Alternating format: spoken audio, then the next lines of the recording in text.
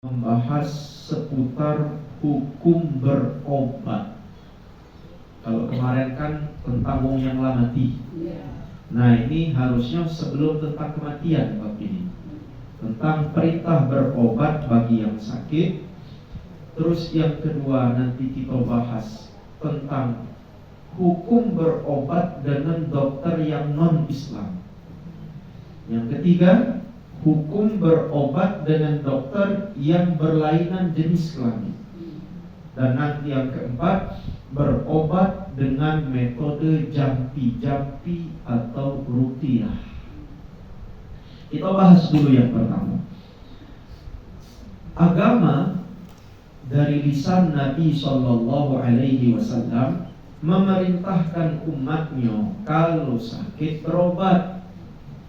Walau kita yakin yang menyembuhkan itu Allah, tapi harus ada jalan yang ditempuh menuju kesembuhan itu.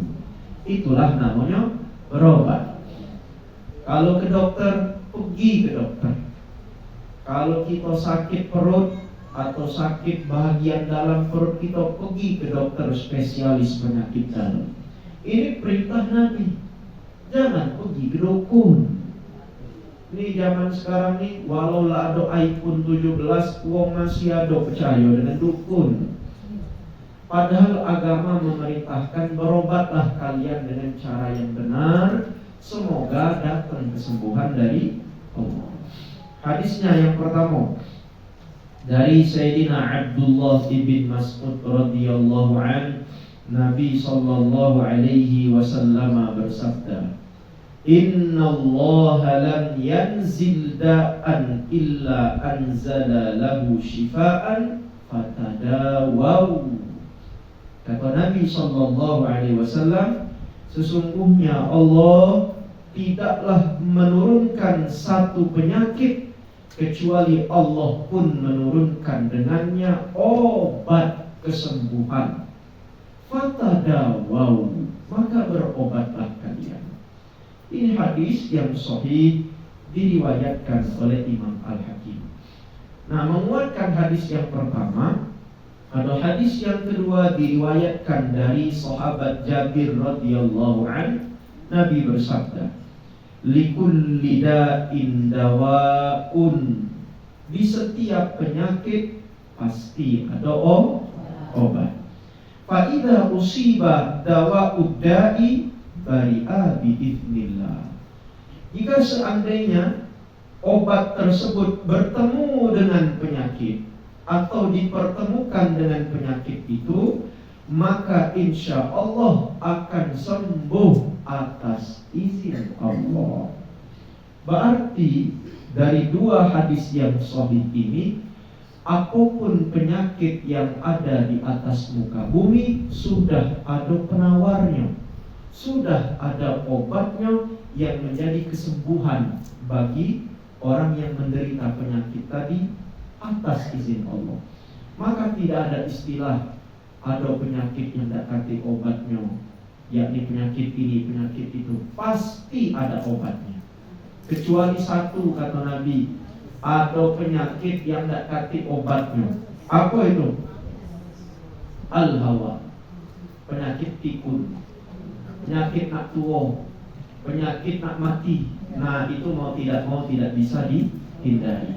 Namanya tua, apa cari diobati. Walaupun kita operasi plastik, nanti cuma tua tulang, ya kan?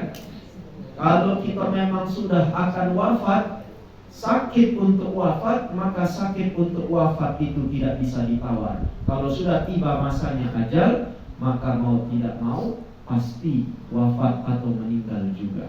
Walau diobati dengan obat yang terbaik, kalau sudah tiba masa dipanggil oleh malaikat maut, tidak bisa dimajukan dan tidak bisa dimundurkan. Paham kira-kira? Nah, ini yang pertama. Pertanyaan yang kedua, boleh tak kita berobat dengan yang haram? Kalau berobat, obat itu bahannya halal, baik dan ada khasiat menjadi sebab kesembuhan, maka monggo silahkan. Dan ini perintah Nabi untuk berobat. Tapi kalau berobat dengan yang haram bagaimana? Berobat dengan miras. Sakit ini sembuhnya harus minum cap orang tua, jadi disuruh minum miras. Atau mungkin ibu pernah dengar ada obat dari penyakit tipes, disuruh makan obat Cina terbuat dari cacing. Menurut mazhab Syafi'i, cacing itu kan tidak halal untuk dikonsumsi. Dia termasuk hewan yang hasyarat, hewan yang diharamkan untuk dikonsumsi menurut mazhab Syafi'i. Maka di sini disebutkan berobat dengan sesuatu yang haram itu menurut jumhurul ulama hukumnya adalah haram, kecuali dalam kondisi yang memang terdesak dan darurat. Kalau masih ada substitusi yang lain, tadi kan obat tipes pakai obat yang haram, ada obat yang halal, obat yang normal, maka wajib pakai obat yang halal, tinggalkan yang haram. Walau terkadang efeknya mungkin agak bertahap ketimbang yang haram. Kalau yang haram itu biasanya besok sembuh. Nah, itu godaannya. Selama masih ada yang halal, maka tidak boleh berobat dengan yang haram. Dalam hadis yang diriwayatkan dari sahabat Wa'il bin Hijril al-Hadrami radhiyallahu an, bahwasanya ada seseorang sahabat bertanya kepada Nabi sallallahu alaihi wasallam tentang khamar. Tahu khamar? Minuman keras. Yasna'uha lid-dawa'i, yang dibuat untuk obat. Apa jawaban Nabi? Innaha laysat bidawa'in walakinnaha da'un. Itu miras, bukan obat. Miras itu justru adalah penyakit. Nah, ini hadis diriwayatkan oleh Imam Muslim, hadis yang sahih. Hadis yang kedua dari Ummu Salamah radhiyallahu anha. Nabi bersabda, "Innallaha lam yaj'al shifa'akum fima harrama 'alaikum." Sesungguhnya Allah tidak menjadikan kesembuhan bagi kalian di dalam sesuatu yang telah Allah haramkan bagi kalian. Hadis yang diriwayatkan oleh Imam Al-Bukhari, diriwayatkan dari sahabat Sayyidina Abdullah bin Mas'ud dan Ummu Salamah. Apa hikmahnya bunda sekalian? Bahwasanya berobat dengan yang haram mayoritas ulama melarang, tak boleh. Jadi dengan yang cacing tadi tak boleh. Sudahlah, cucu ibu tipes obati pakai obat yang dari cacing tadi, tak boleh menurut mazhab Syafi'i. Kemudian obatnya mengandung khamar, tak boleh. Atau ada obat penyakit tertentu disuruh makan kulit babi, tak boleh. Haram kan? Maka tidak ada kesembuhan dari yang haram. Kecuali kalau memanglah mepet ibu, terdesak, dak katik lagi obat yang halal, habis stoknya, nyari kemana-mana apotek tak ketemu. Cuman ketemu yang obat dari cacing tadi, ketemu obat yang dari Cina tadi, obat cacing. Terus kata dokter, ya sudahlah, mau tidak ada obat yang lain, ini kita konsumsi. Apa boleh buat? Karena menyangkut keselamatan jiwa. Tipes anak ibu lah parah ini, harus segera ada obat. Obat di rumah sakit habis, obat di apotek habis, cuman ada obat yang haram, yakni obat yang terbuat dari cacing. Maka kondisi demikian, jika diizinkan oleh medis, diizinkan oleh dokter, maka boleh dikonsumsi dalam kondisi kepepet atau dalam kondisi darurat. Paham? Tapi kalau ada yang halal, tak boleh ngambil yang haram, harus pakai yang halal terlebih dahulu. Baik, ini poin yang pertama pada siang hari ini. Kemudian yang kedua, bagaimana berobat dengan dokter yang bukan Islam? Kita sepakat, kalau dokter itu Muslim, monggo berobat dengan dia. Tapi kalau dokter itu non-Islam, bagaimana hukumnya? Dokter Sihombi, dokter Panggabean misalnya, wong Protestan Batak, dokter Markus Matius. Nah, ini kan dokter Katolik misalnya. Boleh tidak kita berobat dengan mereka? Nah, di sini disebutkan, idza kana al-yahudiyyu aw an-nasraniyyu khabiran bit-tibbi thiqatan 'inda al-insani jaza lahu ay yastatibba kama yajuzu lahu ay yudawiyahu al-ayyudi'u al-mala aw yu'amilahu. Di dalam kitab ini disebutkan, kalau ada orang Yahudi, ada orang Nasrani pintar dan kompeten dalam mengobati sebagai dokter, maka boleh berobat dengan orang yang bersangkutan, sebagaimana hukumnya boleh nitip ke barang dengan dia, boleh bermuamalah dengan non-Islam, dengan syarat orang itu terpercaya, amanah. Ada dokter nih non-Islam, kita misalkan sakit gigi nak berobat ke dokter gigi yang non-Islam, maka monggo, tidak dilarang selama dia itu orang yang terpercaya, yang amanah.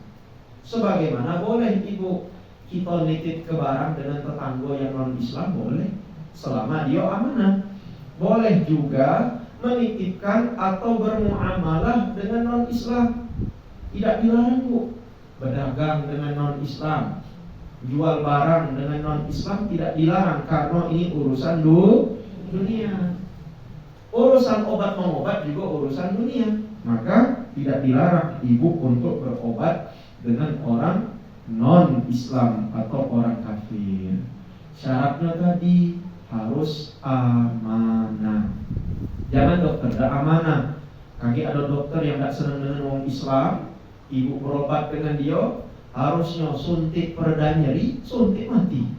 Keluar dari sana innalillahi wa inna ilaihi raji'un. Bisa jadi ada dokter yang tidak amanah. Tapi insya Allah kalau di kita Palembang ini banyak dokter, walau dia non-Islam, mudah-mudahan tetap amanah. Kita juga ibu-ibu mungkin di sini ada yang dokter, ada yang dokter tidak sini. Nanti lakinya dokter ada tidak? Hati juga, mungkin keluarganya ada dokter.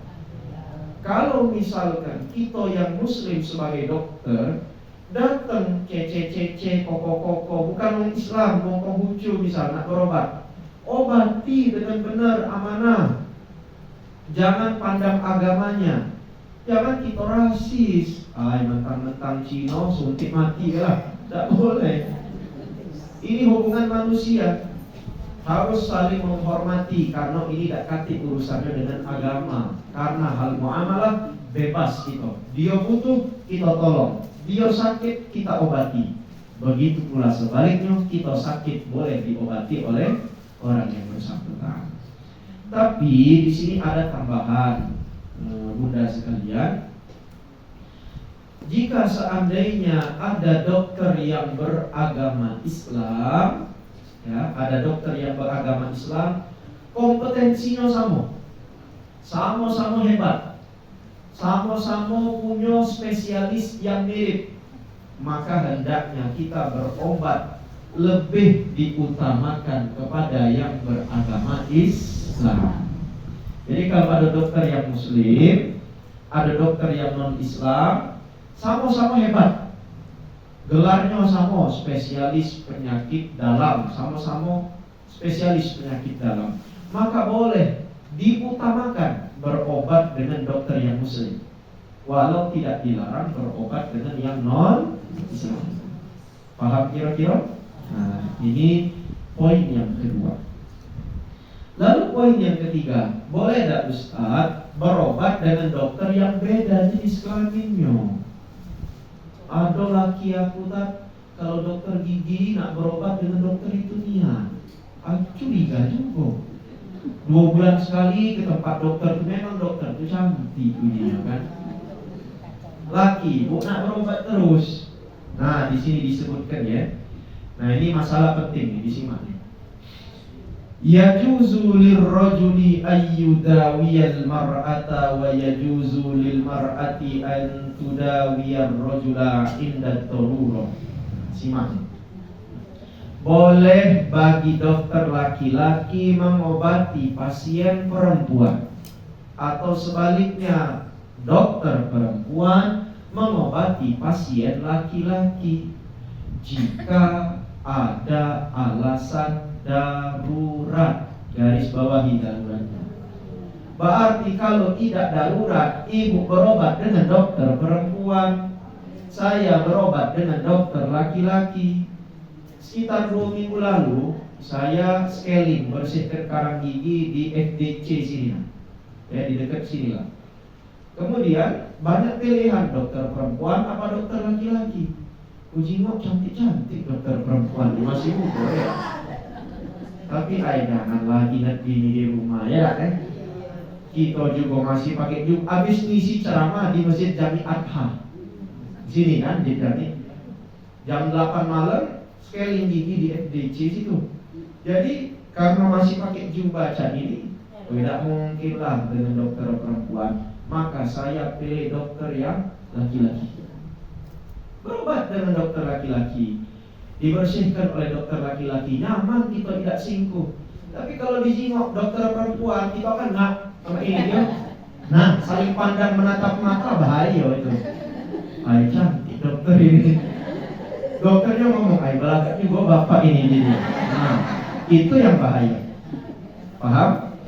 Tapi kalau darurat, tidak apa-apa ibu. Misalkan darurat, tidak ganti lagi dokter yang lain. Operasi harus dijalankan, butuh spesialis penyakit dalam, dan tidak ada yang lain kecuali dokter perempuan. Sedangkan pasiennya laki-laki dari kecelakaan, harus ditindak. Kalau darurat boleh ibu, karena berkaitan dengan nyawa manusia. Bahkan di dalam kitab ini ditambahkan, jika seandainya seorang dokter yang berbeda jenis kelamin itu harus mengobati pasien yang berbeda jenis kelamin, jaza lahu minha nadharun ma tad'ul hajatu ila nadhrihi minha hatta al-farjain. Boleh dokter itu melihat kepada sesuatu yang diperlukan untuk pengobatan. Bahkan kedua kemaluan pun boleh jika memang berkaitan dengan pengobatannya. Contoh, nak melahirkan, ibu hamil, kira-kira ibu-ibu di sini masih bisa hamil lah. Tapi pos, laki.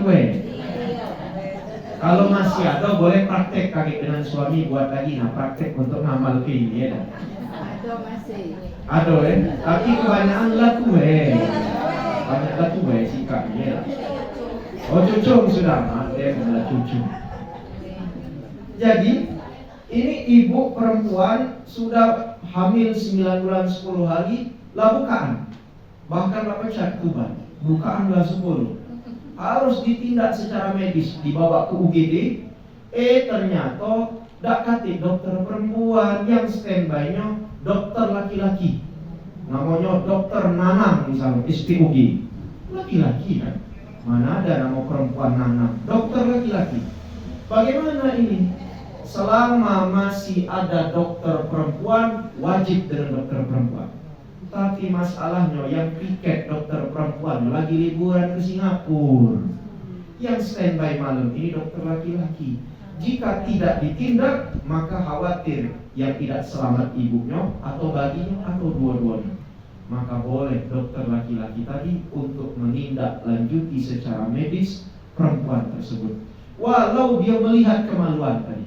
Namanya melahirkan dokter itu kan pasti melihat kan, melihat kemaluan daripada perempuan. Tidak mungkin tutup enak dia dari pucuk perut ibu dia megang di bawah. Tidak mungkin, harus dilihat proses keluar kepalanya normal atau tidak. Maka ini kata penulis kitab ini boleh jika dalam kondisi darurat. Yang tidak boleh itu ini bu. Nih sering kejadian ibu-ibu nih, 2 bulan atau sebulan sebelum melahirkan, ada ibu-ibu sudah ngecup, aku nak lahiran dengan dokter Nanang tadi baik. Ngapo? dia tuh belaga. Mudah-mudahan anak tuh belaga dan pinter cak dia. Langsung dari awal. Aduh, saya punya istri, ketemu dengan ibu-ibu yang lain, dulu masih hamil, anak kami yang kedua kalau tidak salah. Kan ada senam hamil, ketemu dengan ibu-ibu hamil yang lain. Ibu-ibu hamil yang lain ngomong, oh ya, kuget lahiran dokter si A, cowok, lemah dokternya, lembut buangnya, tindakannya lembut, dan dia megang badan kita lembut, puji dia. Belaga pulo, berarti ibu tiga sejel. Ya kan? Ini sudah nafsu mainan.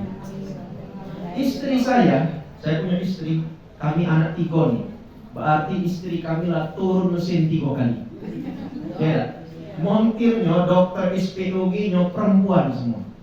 Anak pertama, anak kedua dokter Nuria, rumah sakit yang Mirza itu. Anak ketiga belum sampai ke rumah sakit, baru keluar depan rumah pecah tubannya. Duduk di kursi jok, belum kami lapisi, baru beli 2 bulan itu mobil dulu. La ilaha illallah. Nah ini lagi cuk oleh bayi itu mobil dia nih. Akhirnya tidak terkejar lagi nak ke rumah sakit. Bayang di rumah kami di Cigici, dari Cigici ke jalan depan bela 5 menit. Nak ke rumah sakit terdekat Rika Amelia itu nambah 10 menit. Ada dekat Elnar di Bahar, rumah sakit jiwa. Aida, kaki bertetangga dengan wong gilo. Bisa bae masuk situ, tapi kan tidak lemak bae. Ya. Bisa, dia umum sudah. Tapi kami agak singgung bae. Kakek ada aku ngana-ngana depan kamar yang lain kakek kan. Jadi kami putuskan belok ke dusun Talang Kelapo. Kalau itu yang paling dekat, ada bidan. Akhirnya melahir ke bidan. Ya sudah, bidannya perempuan, ibu-ibu.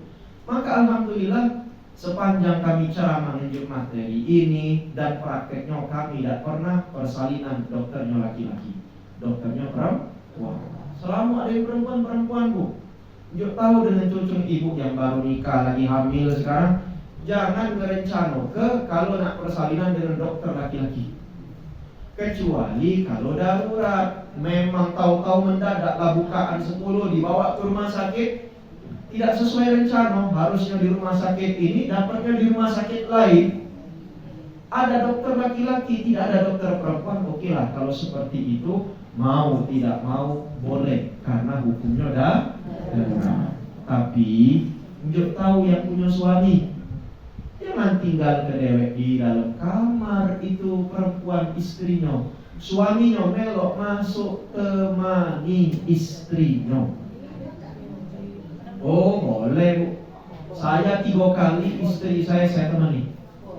Yang tidak boleh itu di film tersanjung dulu nanti kan kita dulu. Ya kan, dokternya nunggu di luar. Apa? Dokter pasien perempuannya di dalam, suaminya di luar. Suaminya nunggu, nah cemas. Ketika sudah, alhamdulillah kata suaminya. Kami tidak menerima itu. Saya temani istri. Karena ketika ibu kan pengalaman, turun mesin kalau kan. Nah, dapat kali. Waktu ibu bukan kita, saya kan tidak pernah alami ibu. Waktu ibu proses persalinan butuh orang yang menyemangati. Siapa yang paling bagus untuk menyemangati istri? Suaminya sendiri. Ulus-ulus kepala istri, ayo sayang, dorong lagi, kuat, sambil sholawat kali, sambil istighfar, sambil tahlil. Kita bimbing dengan zikir, sehingga dia termotivasi, ada kekasih hatinya yang dulu berjanji lagi bujang gadis sehidup semati, membuktikan di samping dia sekarang hadir di saat genting. Tidak sehidup semati ketika gombal baik, waktu ketika masih belum nikah, ketika melahirkan bayi dia kemana-mana, tidak tahu kemana, tidak beri ujinya. Oh jangan kita yang buat, ya kan?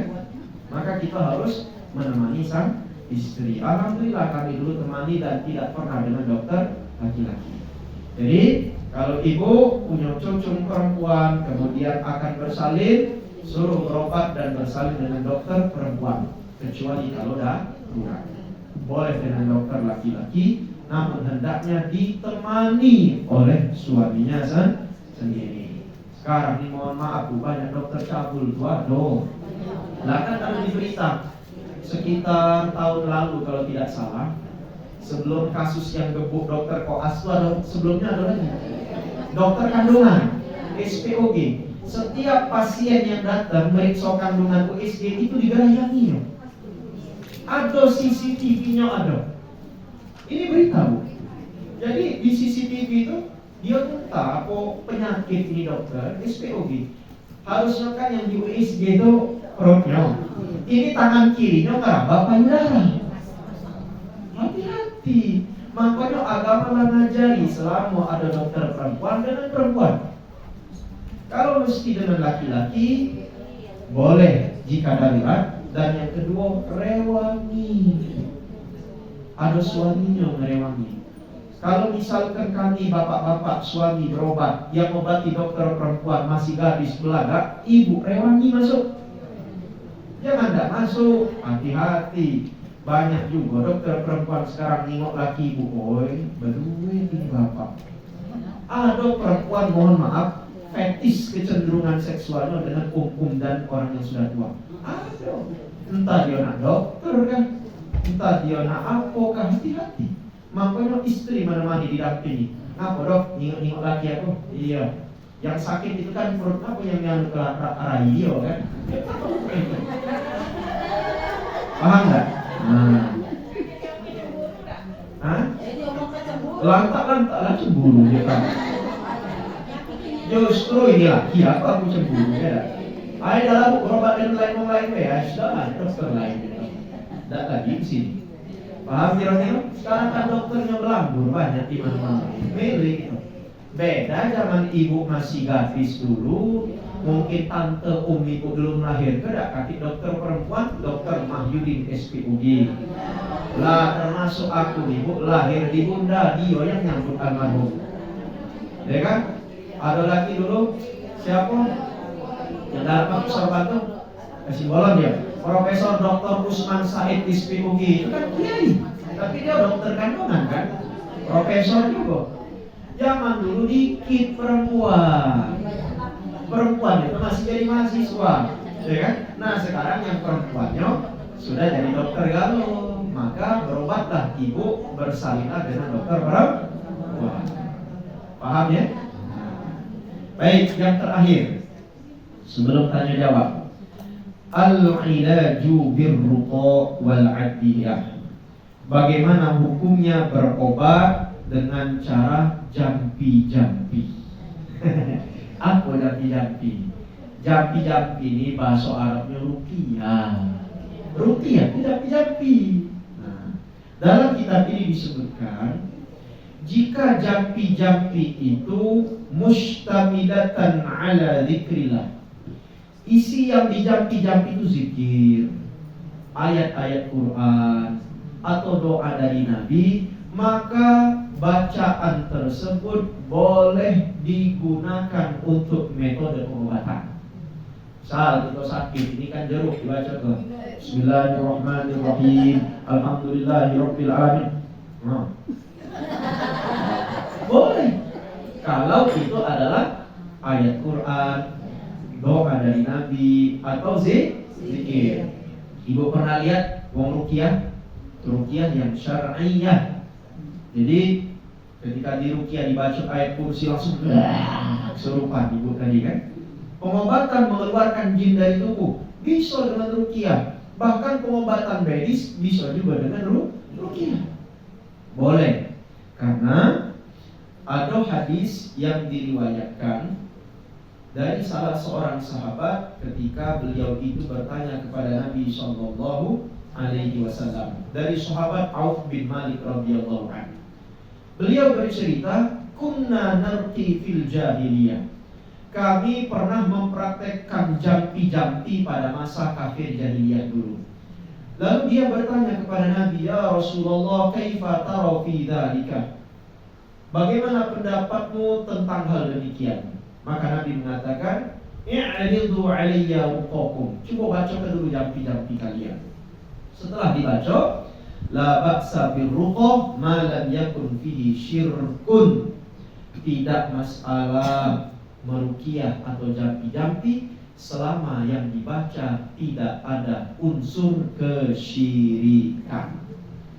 Tapi kalau yang dijampi-jampi isinya syirik, memanggil dedemit, memanggil genderuwo, turun-gundalkan, misal, maka haram hukumnya, tidak boleh. Paham? Artinya jampi-jampi yang tidak jelas itu kan, ada kan dukun-dukun, itu tidak boleh. Tidak diperkenankan oleh syariat, karena ini cenderung kepada kesyirikan. Karena bisa jadi yang disebut mereka itu nama jin. Dia panggil jinnya sehingga membantu ia dalam praktek pengobatan. Ini haram, tidak boleh. Paling minimal dosanya besar. Paling maksimal bisa syirik, hukumnya murtad jika dia meyakini bacaan-bacaan mantra gaib tadi memberikan manfaat dan menolak mudarat, itu bisa menghukumi orangnya syirik. Apalagi ke dukun, ke paranormal. Sekarang ibu, dukun paranormal itu bukan cak di film Suzana zaman ibu muda dulu. Ada kan film Suzana? Dulu tuh kan dukun tuh pakai pelakon. Nah, terus ada kemenyan maksudnya. Zaman sekarang tidak ganti lagi dukun mah itu. Karena image dukun yang seperti cara lama sudah rusak. Waktu ngeri nyingok. Makanya dukun karena nyingok zaman sekarang nih sudah semakin cerdas, kurang pendapatannya. Akhirnya dia berubah. Capnya kalau casingnya pakai peci putih, pakai sorban, jadi kiai, jadi ustaz, besar cuannya. Berubah dia jadi casing kiai, jadi casing ustaz, padahal isinya perdukunan. Yakin. Kalau dalam Islam pengobatan itu yang normal-normal saja. Kalau sakit ke dokter, atau kalau misalkan kita nak alternatif boleh pergi sana minta ruqyah syar'iyah, dibacakan ayat-ayat Quran, doa dari Nabi atau zikir. Atau pengobatan alternatif lain, pengobatan dengan herbal, habatus sauda, dengan madu, misalkan dengan obat yang lain boleh. Atau pengobatan alternatifnya dengan diurut, boleh, yang normal-normal, paham ya? Tapi kalau sudah makin, oh ini ajian Ki Gendeng dari Gunung Kawi. Oh, gendeng dia lagi gilo artinya kan. Berarti belajar dengan gilo dia di Gunung Kawi. Maka tidak boleh. Kalau tidak jelas, cenderung kepada kesyirikan, ini diharamkan oleh para ulama. Tapi kalau jampi-jampi dan ruqyah itu doa dan tidak ada kesyirikan, justru ini pernah dicontohkan Nabi Sallallahu Alaihi Wasallam. Ada contohnya sebelum saya tutup untuk tanya jawab. Di sini disebutkan, jika seandainya ada orang yang sakit, Nabi Sallallahu Alaihi Wasallam mengajarkan doa kepada sahabat Utsman ibn Abil As ketika beliau sakit. Maka Nabi Sallallahu Alaihi Wasallam mengajarkan, do' yadaka 'ala alladhi ya'lamu min jasadik. Tanganmu taruh di bagian yang sakit mana? Kalau sakit di kepala, taruh di kepala. Kenapa banyak utang begitu? Taruh di kepala sini. Kemudian, qul kata Nabi, ucapkan doa. Nah ini doa bisa ibu ingat. Bismillah. Apa? Bismillah. Wa qul sab'a marratin. Ucapkan bismillah dulu sekali dan ucapkan 7 kali. A'udzu bi'izzatillahi wa qudratihi min syarri ma ajidu wa uhadhiru. A'udzu bi'izzatillahi wa qudratihi min syarri ma ajidu wa uhadhiru. Aku berlindung kepada Allah dengan keagungannya dari keburukan, dari apa yang aku dapati dan dari apa yang aku jauhi. Ini kata Nabi, ketika dibaca demikian, fa'adhaballahu ma kana bi. Kata periwayat hadis ini, langsung sembuh penyakit aku atas izin Allah. Sakit di perut, pegang. Bismillahi a'udzu bi'izzatillahi wa qudratihi min syarri ma ajidu wa uhadhiru. Ulang 7 kali. Insya Allah kalau serius, sungguh-sungguh, mudah-mudahan cepat diberikan kesembuhan oleh Allah Subhanahu Wa Taala. Ini kan jampi-jampi, namanya ruqyah syar'iyah. Kemudian ada lagi doa, misal Ada doa dari Sayyidina Abdullah bin Abbas radhiyallahu anhu, "Man 'ada maridan lam yahdur ajaluhu." Siapa yang menjenguk orang sakit yang belum nak mati. Kalau nak mati tak bicara lagi lah, doa ke talqin ke pembahasan kemarin. Ini dia masih sembuh, masih ada harapan sembuh. Faqala indahu sab'a marratin, maka ucapkan di dekat wong yang sakit tadi 7 kalimat. 7 kali diulang. Apa kalimatnya? As'alullahal azim rabbal arsyil azim ayyasfiyaka. Aku minta kepada Allah yang maha agung, Tuhan penguasa arsy yang agung, agar Allah menyembuhkanmu. Apa yang terjadi? Illa afahullahu min dzalikal marad. Semoga yang terjadi adalah Allah memberikan kecukupan ataupun menyembuhkan yang bersangkutan dari penyakit tersebut. Diulang 7 kali. Kalau kita jenguk orang sakit tuh, jangan cuma kita ngobrol baik. Ini sudah ngobrol baik, membawa buah tidak, membawa roti tidak, ngabisi buah yang ada. Ada yang model itu. Kami pernah tengok. Tak bawa apa-apa, dia datang, kemudian duduk makan makanan unjuk apa untuk pasien. Ini kata aku, paling tidak minimal doa ya dah. Doanya ini nah, ya. Doanya kalau kita menjenguk orang sakit, tadi kan sudah direkam, bisa di-share lagi. Ini doanya ya. As'alullahal azim rabbal arsyil azim ayyashfiyaka. Kalau laki-laki ayyashfiyaka, kalau perempuan ayyashfiyaki. Ulang 7 kali. Aku minta kepada Allah yang maha agung, penguasa arsy yang agung, agar menyembuhkanmu. Diulang 7 kali. Mudah-mudahan menjadi sebab kesembuhan bagi orang yang bersangkutan, insya Allah. Tapi kalau dia anak meninggal, doanya apa? Inna lillahi wa inna ilaihi raji'un. Sudah selesai. Paham ya? Baik, saya kira ini saja. Wal akhiru walhamdulillahi rabbil alamin. Monggo kita buka sesi tanya jawab. Nak bertanya seputar materi boleh. Jika tidak ada di luar materi juga boleh. Pegang dulu, kakek ibu kan. Pak Ustadz, saya mau nanya, kami kan ada riwayat sakit di rahim waktu saya, tapi selalu berobat dengan dokter laki-laki. Soalnya kalau pernah berobat dengan perempuan seras tidak sembuh. Jadi dengan dokter rahim itulah kami sembuhnya dok. Sama Itu tuh sugesti Pak. Itu tuh sugesti saja. Selama memang masih ada dokter perempuan dan kompetensinya sama, garis bawah ibu kompetensinya sama, maka ibu berobat dengan dokter perempuan. Kecuali kalau dokter perempuan itu bengak, ya kan, kurang pinter, yang laki-laki kompeten, maka boleh ibu berobat ke sana, tapi dengan dampingan suaminya. Dua-duanya. Mungkin dokter lebih kompeten. Biasanya yang tua-tua tuh, kalau dokter kulit misalnya, umurnya 80-an dok dia. Contoh ya, kami ini kalau dokter kulit berobat ke Prof Atub atau Prof Suroso. Daripada yang muda-muda, kadang-kadang yang muda kan masih pakai baca. Kalau dokter yang tua tuh, contoh dokter Atub pegangnya sudah.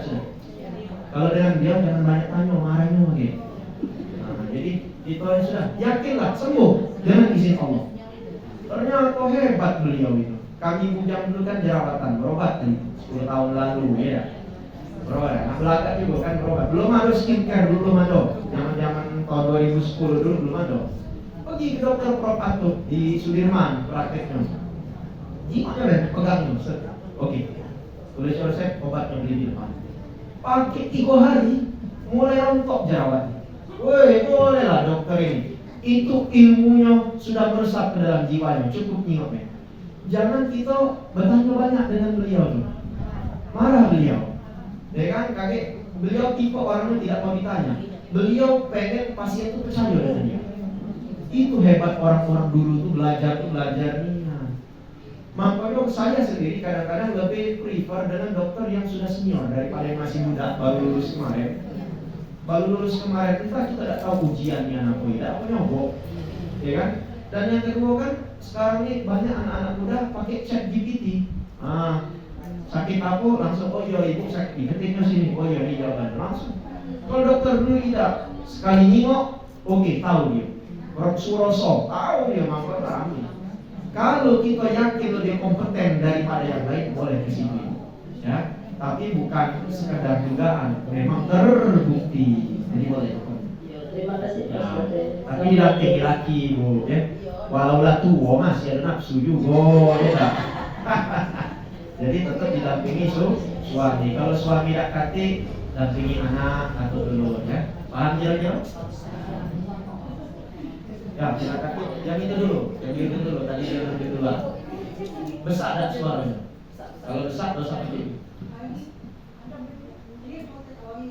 Assalamualaikum warahmatullahi wabarakatuh. Salam warahmatullahi wabarakatuh. Dok. Aku ini MAG, bukan dokter. Ustadz, saya punya ponakan umur setahun 8 bulan. Selama 3 bulan terakhir itu masuk rumah sakit Ustadz ya. Dari rumah sakit Bunda pindah ke Hermina. Dan akhirnya dokter tuh menyerah karena tidak tahu penyakit keponakan saya itu apa. Sudah di ronsen, sudah segala macam sudah. Dan akhirnya saya selaku tantenya berdoa kepada Allah. Saya membaca surat Ar-Ra'd selama 3 hari. Jadi di dalam surat Ar-Ra'd itu saya bermunajat kepada Allah, kalau memang anak ini disembuhkan, mohon disembuhkan sesembuh-sembuhnya.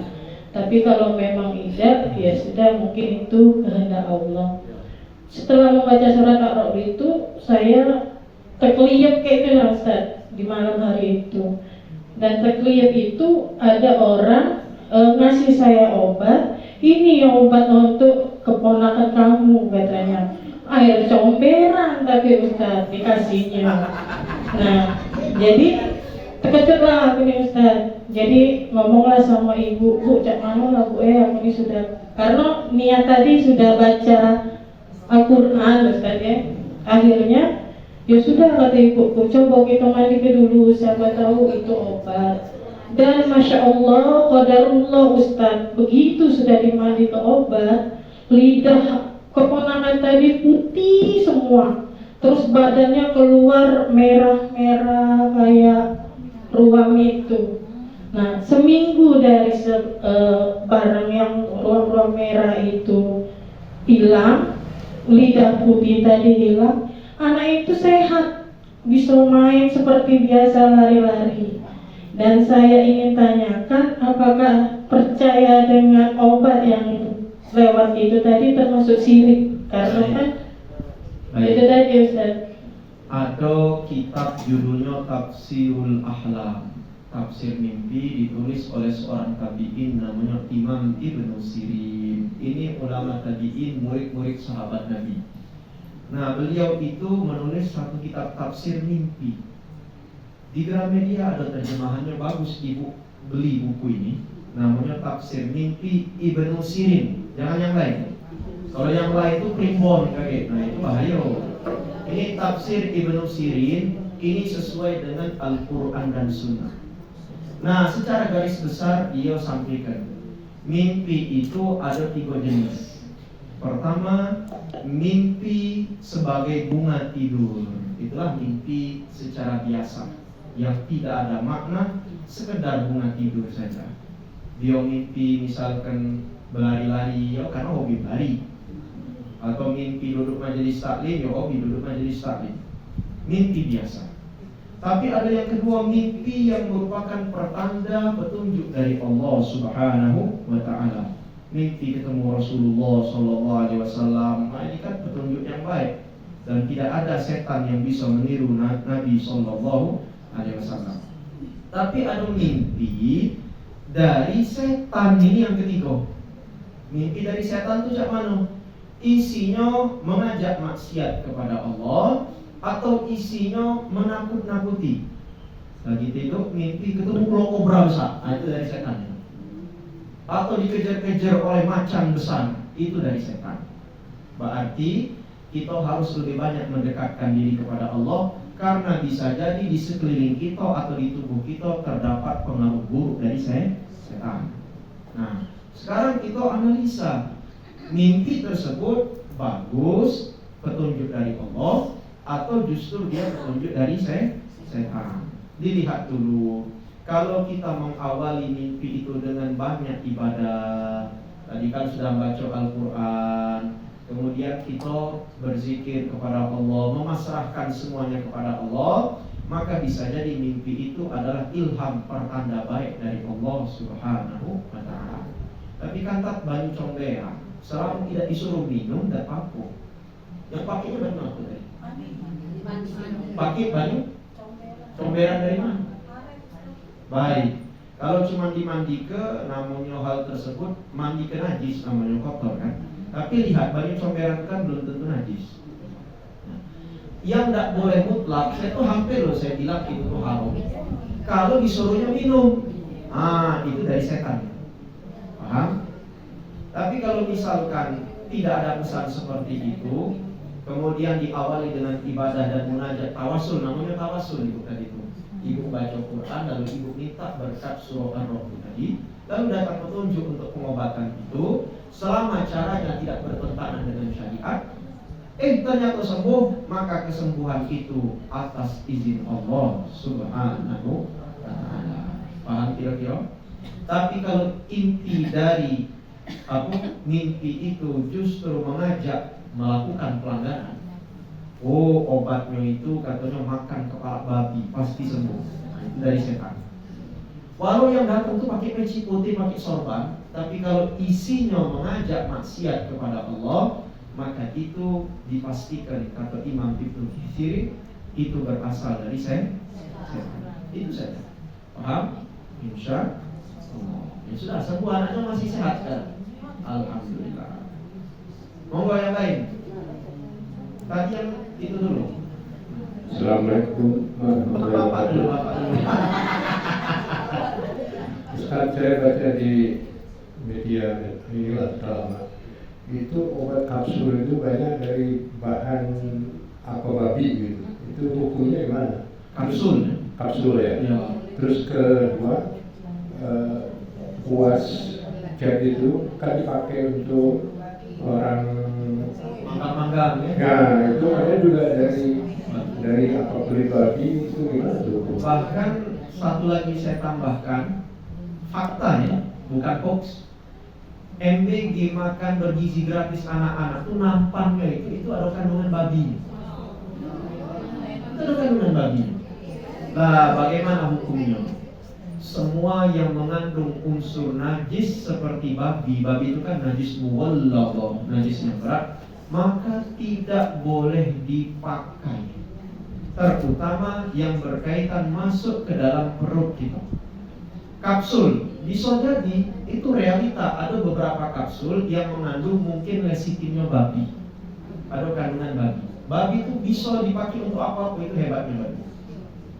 Kalau misalkan ada obat lain yang halal, biasanya itu kaji obat itu ada label halal mu'i atau halal kemenaknya, pasti ada, maka ada usaha ragu konsumsi.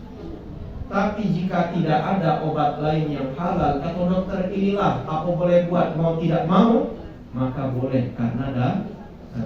Contoh, 2010 lalu saya ingin berangkat umroh ke Tanah Suci, kan harus vaksin meningitis. Dulu belum ada vaksin yang halal di Indonesia. Vaksinnya masih vaksin impor dari luar yang mengandung zat babi, haram. Sedangkan ini persyaratan untuk ke Tanah Suci. Kutanya, saya vaksinnya di Bandara Soekarno-Hatta. Ada tak yang halal? Tidak ada Pak, di Indonesia belum ada yang halal begini. Sedangkan ini persyaratan, ya sudah. Ad-darurah tubihul maqdurah, itu kaedahnya. Kondisi yang darurat memperbolehkan sesuatu yang asalnya dilarang. Terpaksa disuntik itu kami. Kalau tidak baca berangkat. Ini peraturan dari Saudi. Nah kemudian 3 tahun berikutnya masuklah, sudah ada vaksin yang halal. Sudah ada vaksin yang halal, maka wajib disuntik dengan vaksin yang halal, tidak boleh lagi dengan yang haram. Paham tak? Nah jadi itu sama hukumnya. Ketika obat itu mengandung yang haram, maka dilarang dikonsumsi selama masih ada yang halal. Kecuali kalau kepepet dan katik lagi substitusi yang lain, maka diperbolehkan untuk kasus itu saja sampai dia terselamatkan dari penyakitnya. Tapi kalau kita tidak tahu, cak mana? Kalau kita tidak tahu, tidak berdosa. Selama murni tidak tahu, bukan pura-pura tidak tahu. Sama puas juga. Puas itu hati-hati. Saya kurang tahu ya, katanya ada tandanya. Kalau dia itu terbuat dari bulu babi, ada logonya. Kalau yang bukan, ada tandanya. Saya lupa, nanti mungkin bisa ditanya dengan ahlinya. Jadi hati-hati, kuas itu walau untuk ngecat tembok itu terbuat dari bulu babi. Menurut mazhab Syafi'i, bulu babi juga najis mughallazah. Apalagi dipakai kuas untuk manggang ikan bakar. Dipakai kuas untuk manggang ayam bakar. Hati-hati, yang berdagang juga harus cerdas. Jangan sampai yang didagangkan itu mengandung najis, kuasnya dari najis. Nah jadi tolong, beliau ini bertanya dengan kita, mengingat ke kita, kalau berjajan-jajan bakar-bakar, teliti. Kuasnya mati kuas apa tuh? Tanya tidak apa. Coba ibu searching di Google, ketik perbedaan kuas babi dan bukan babi. Itu ada kodenya, saya lupa, ada kode atau warna. Nah jadi kalau ada tanda yang itu identik dengan terbuat dari bulu babi, ibu jingok ada di tukang ayam bakar, jangan belanja di situ. Nah, yang merah itu yang babi atau tidak? Yang merah babi. Berarti yang merah babi. Kalau bisa ngecek juga jangan pakai kuas merah. Pergilah ke Mitra 10 sana, banyak kuas-kuas yang bagus bukan dari bulu babi. Memang agak lebih mahal dikit. Ya mahal 10.000 daripada kita beli yang murah tapi haram. Nah ibu tadi tunjuk info yang merah, dia tuh ada set garis merah ya. Kakek tinggal dikonfirmasi lagi benar atau tidak, saya kurang tahu.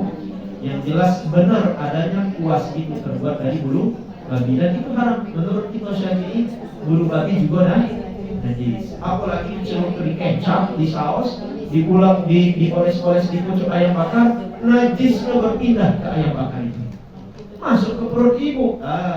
Wajar kita sekarang banyak penyakit kalau yang kita makan tidak karuan. Makanya lebih lemak kebakaran tuh beli dewek ayam, suruh rumah bakar, ibu bakar, males laki ibu suruh bakar. Dia tak bakar lagi ibu. Lencong saja.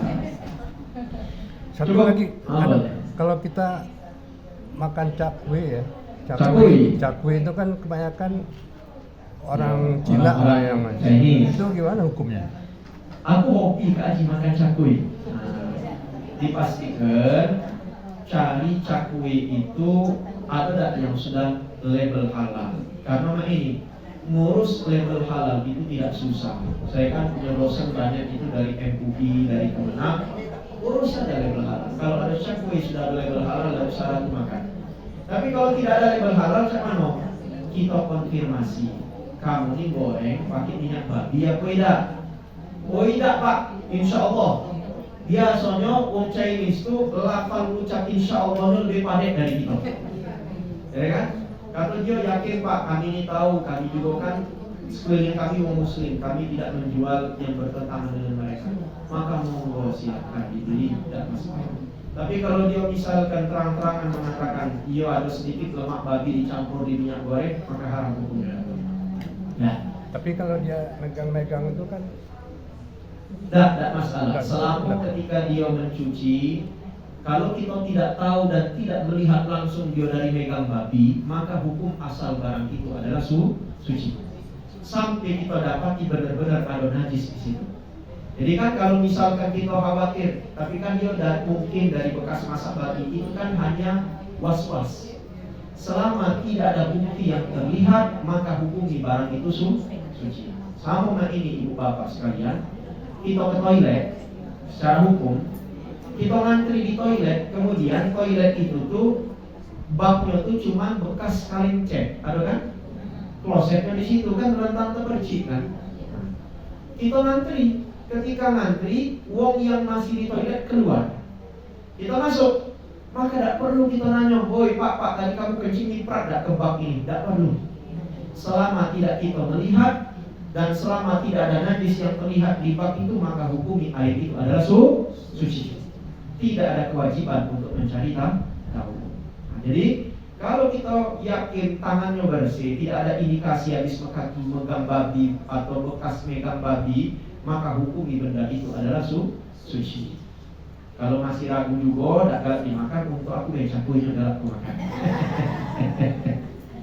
Aku paling senang cako itu, paling suka. Ya, cako ya, apalagi cako Kamboja. Ya, itu nikmat. Nah, itu insya Allah halal. Ini dapat info, itu kalau dia bahannya kan insya Allah sudah halal. Jadi kalau cakoy yang di puncak Sekuning tidak tahu, ada dulu cakoy di puncak Sekuning tuh. Pagi-pagi kadang-kadang jam 5 subuh habis, usap-usap cakoynya. Ya, monggo. Dua lagi ya. Assalamualaikum warahmatullahi wabarakatuh. Assalamualaikum warahmatullahi wabarakatuh.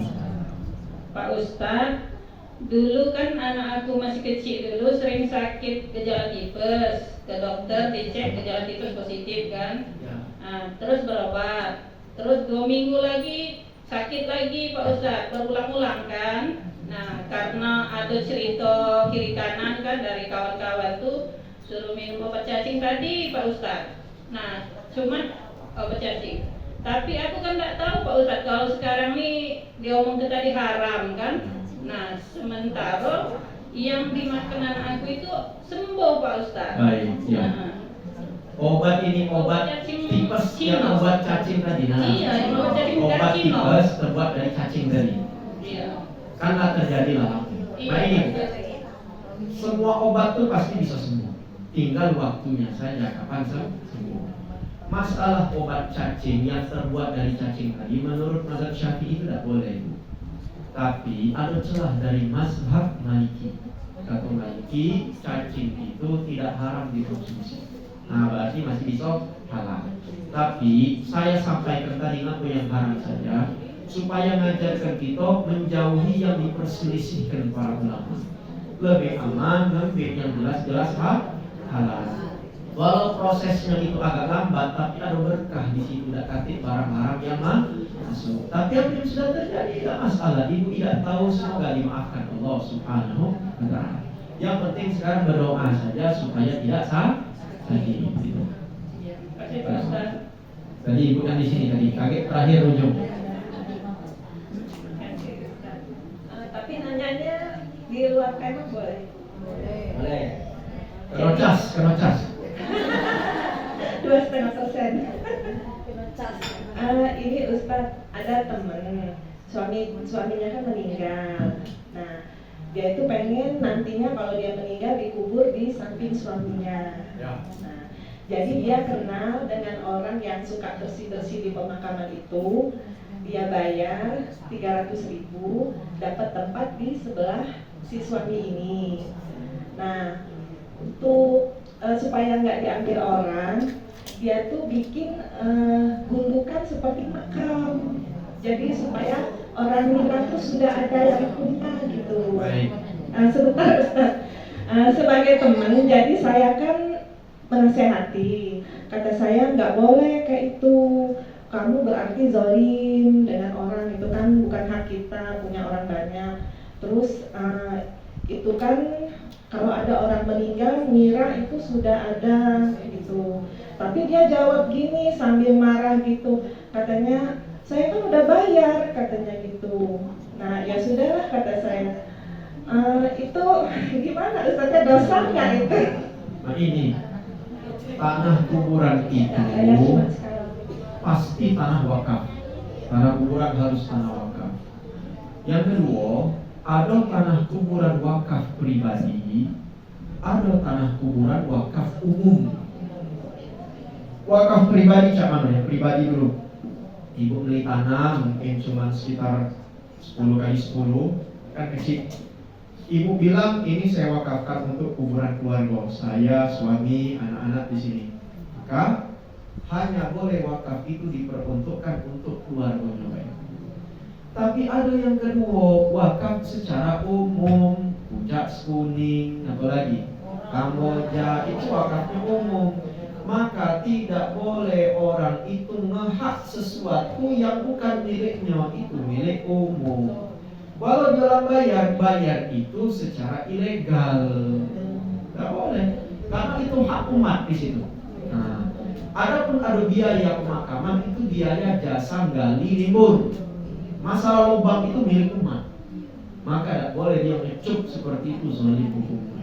Harusnya dikubur di mana baik, karena belum tentu dia bisa meninggal di Indonesia, bisa lagi umroh mati di Mekah, pajak balik ke mereka.